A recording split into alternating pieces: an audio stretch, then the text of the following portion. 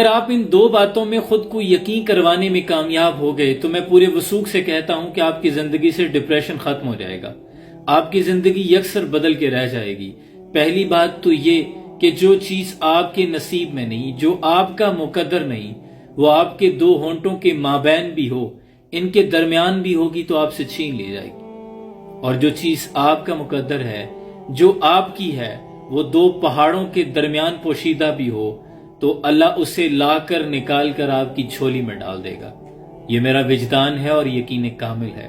ہمارا مسئلہ یہ ہے کہ ہم ایسے کاموں پہ توانائی صرف کرتے رہتے ہیں جو ہمارے کرنے کے نہیں، جو اللہ کے کرنے کے ہیں۔ ہمارے ذمہ صرف جستجو اور دعا کرنا ہے۔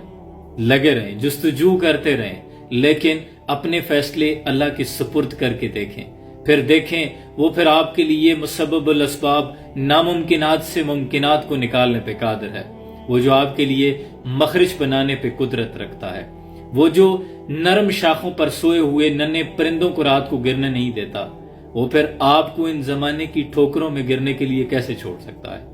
توکل کر کے دیکھیں، مٹا کے اپنی ہستی سراپے جستجو ہو جا۔